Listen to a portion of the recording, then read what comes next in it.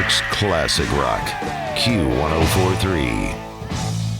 First of all, I want to welcome you to EMS Week, which is kicking off today. And I am so incredibly honored and psyched to be sitting next to the new New York City EMS chief, Lillian Bonsignore, who actually made history not once, not twice, but 3 times when she was sworn in May 7th. She is the first female EMS chief in this wonderful city of New York.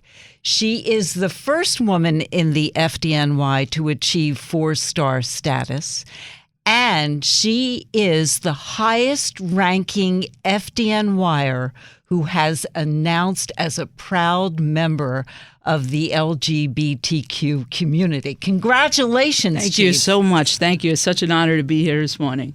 It is so incredible that this happens so naturally in the FDNY. I mean, the announcement was made and the fanfare was made in the newspapers. That was when it was first a big deal of these 3 things. In the FDNY, it was all just matter of fact. Just a normal day, right? Just another day at the FDNY. It's a great opportunity. I'm so proud to have this ability to lead such an amazing group of people. Now, I want our listeners to get to know you as a person.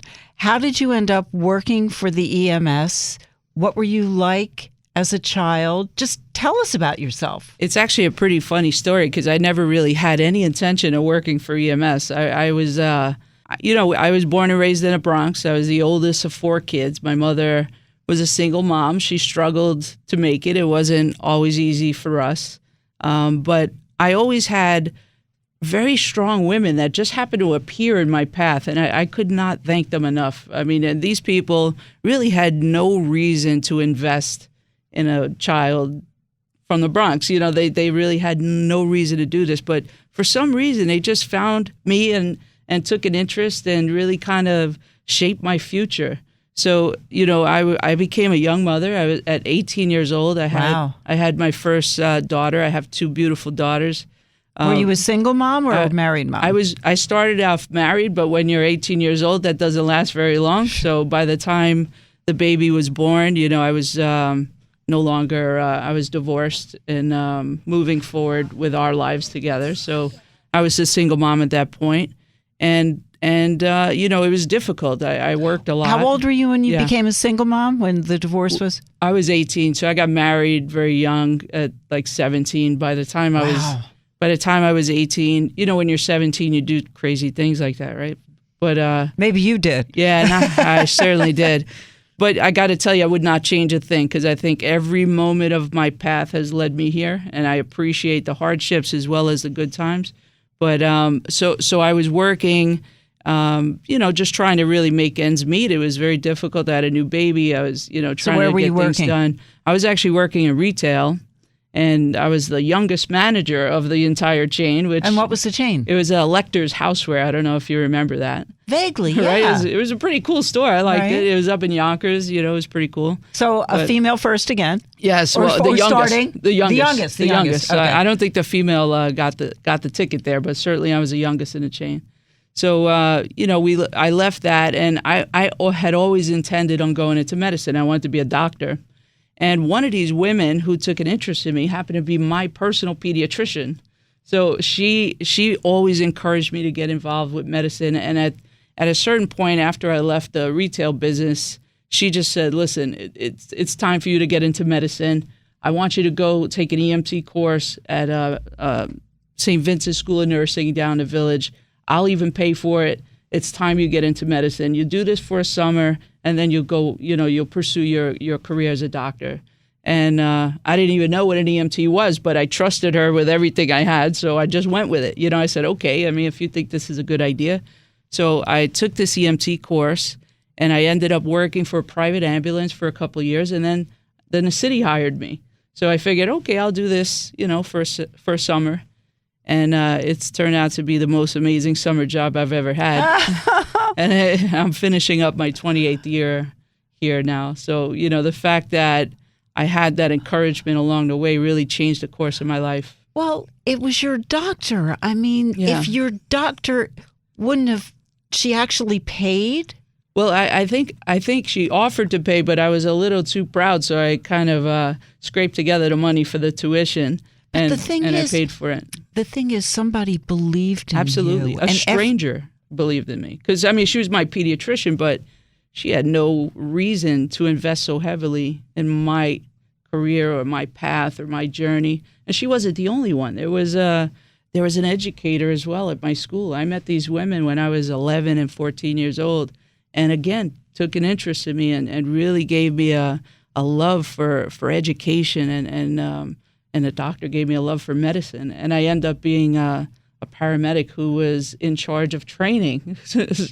So, I kind of took these two things together, and I mixed them and turned them into a career. It was really an amazing thing. And, I always encourage women and men, but certainly I'm a woman, and I focus a lot on young women who have trouble making it past the entry level. I always encourage the women around them to take an interest, because there are people out there that just need to know that they have potential and somebody to believe in them and try to guide them, and they can do unbelievable things if you just give them a chance. I am speaking with the chief of the New York City EMS, Lillian Bonsignore. She is the first woman to ever become the chief of the EMS. She is the first woman to ever reach 4 stars in the FDNY uniform, and she is the highest ranking officer in the FDNY who has come out as part of the LGBTQ community. And when did you come out?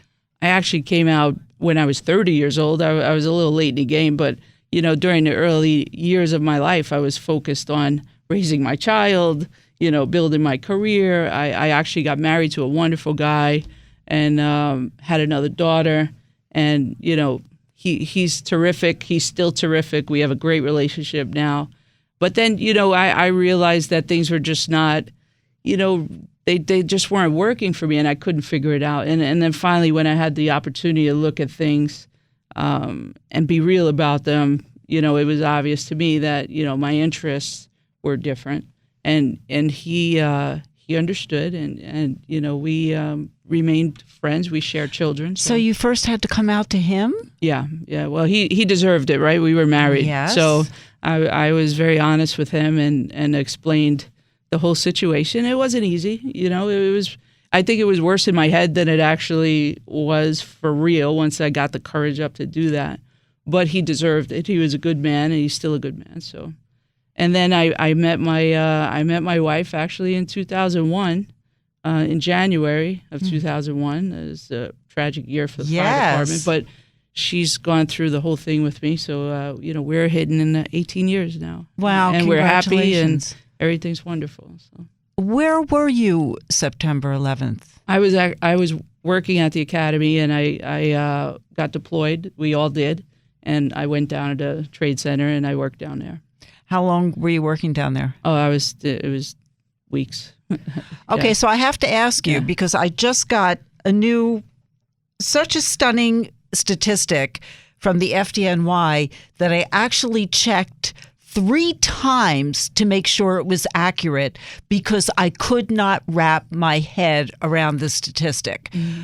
I was told that 11,000 FDNYers, retired and current, I'll say it again, 11,000 FDNYers have been certified with the 9/11 illness. That is a plague. That is stunning, isn't it? Yeah. I mean, it's beyond horrifying. Yeah. And by the way, at least 6,000 NYPDers, current and retired. But that's on the low end with the NYPD, which is a whole other story. But are you okay? Is your health okay? I mean, I have a little residual, illness from it, but certainly not as serious as some of my colleagues. There's a lot of people. I mean, we lost a lot on that day. But we also have continued to lose people throughout, the months and the years. I believe we're up to 193 now within the department that are post 9/11, deaths, and keeps climbing, and many of those people are courageous EMS members and women and mechanics and fleet services people and civilians, and it didn't just affect the rescuers that were there at the moment. It affected the rescuers and the people who engaged in that recovery for months and years after as well. So every day I wake up and I'm very grateful to be awake and alive, and I know when the answer is today's not your day, then I know I'm going to have a good day. What are your goals with the EMS? You're new to the job. This is hugely important. A lot of eyes are on you because you are the first 3 different ways. Right.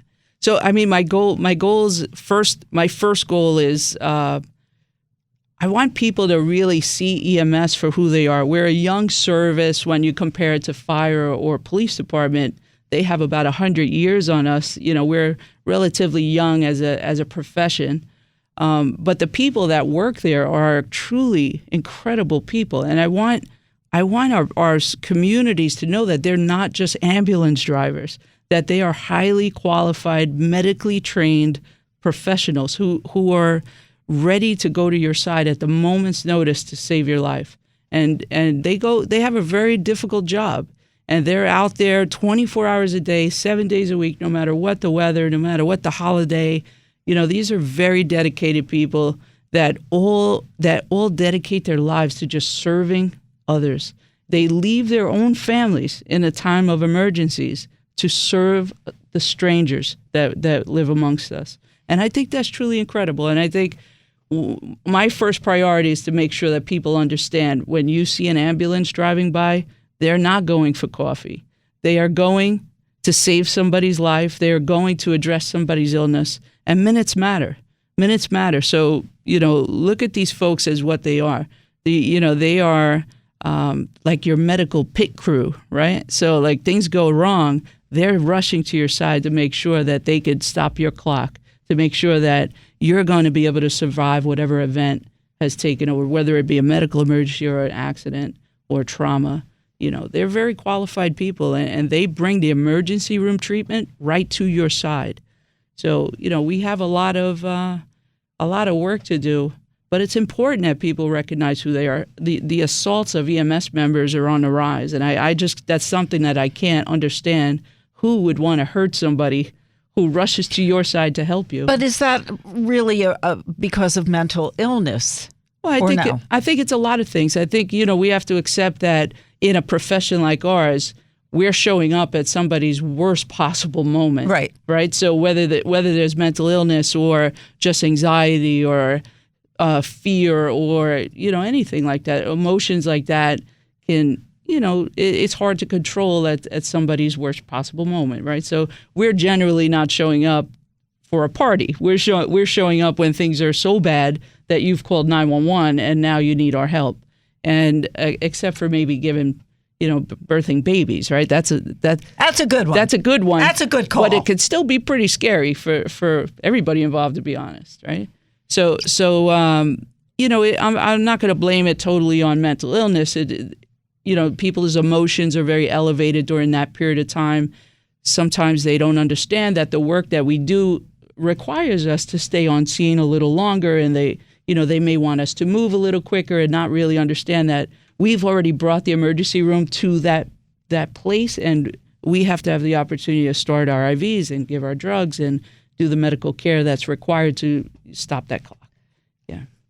And I just want you to send out a message to other members of the LGBTQ community, and especially to young people who really have a problem with bullying. Yeah. That is a big problem. And there's a lot of discussion. I could tell you I've sat back and watched everybody scrutinize my sexual orientation over the last, month or so. It's all out there. It's out there. I think if you see me, you would understand why I'm not afraid to put it out there. It would have been the conversation anyway. But what I want people to understand is that who you love does not determine who you are, what you can do, and what you bring to society.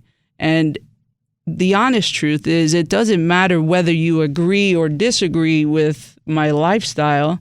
I am a qualified paramedic and I will save your life no matter what. We're in this together.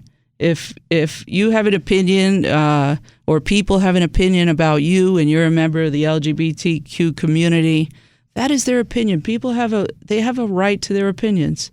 Like you have a right to your opinions. We have to respect that. It doesn't change who we are. But our humanity can't be changed. We have to be able to see who we are as people, move past it, help those people around us understand that when I go home to a loving family, it's no different than you going home to a loving family. When you tell me that you can't stand me or I'm an abomination, and I've heard them all, I will save your life as quickly as I will save the life of the people I love. So, as long as I'm okay with that, I feel like we're in a good place. And for those people who are LGBTQ community people, I say, don't let anybody stop you. Don't let somebody else's opinion shape who you are. Don't be afraid to live outside the box and the labels that other people have put you in. And understand that your potential is unlimited as long as you believe that is true. And I want to thank you and congratulate you, EMS Chief Lillian Bonsignore. Thank you. And everyone else as we begin EMS Week, thank a member of the EMS. When you see a member of the EMS, say thank you. New York's classic rock, Q1043.